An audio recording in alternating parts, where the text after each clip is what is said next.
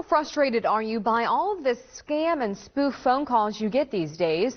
Well, a new law is going into effect here in North Carolina this Sunday aimed at cracking down on these annoying and at times dangerous calls. Our Spectrum News senior political reporter Loretta Boniti explains. So has this happened to you? You get a phone call, you don't recognize the number, but it's local, so you answer it anyways. Officials say all too often those calls go beyond being annoying and end up being criminal. If you get a robocall, just hang up. Just hang up. Don't engage them. Attorney General Josh Stein says when it comes to fake phone calls, he cannot stress this enough.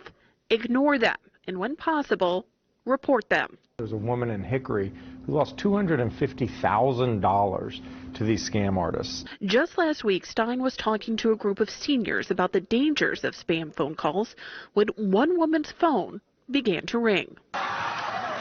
Woman says, I got a call from Jamaica. And I said, well, answer it. And she answered it, and I brought the microphone over, and she had won $3.5 million, and they threw in a Mercedes to boot. Stein took it from there. I had more people talk to me about these fake phone calls and about these people where they would spoof a number and call them, and just how much of a hassle it was. That's where Speaker of the House Tim Moore stepped in.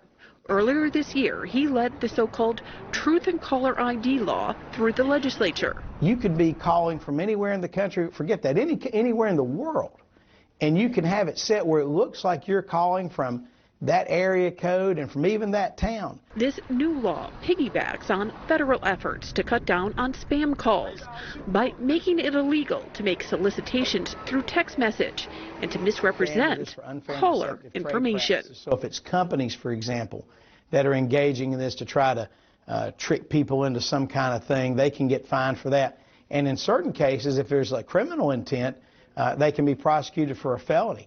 So it's really a way to try to crack down and deal with this and protect consumers. So if you get one of these robocalls, hang up. If you have any information about the number that they called from or what they were trying to sell or offer you, you can then report that to the Attorney General's office. Loretta Boniti, Spectrum News.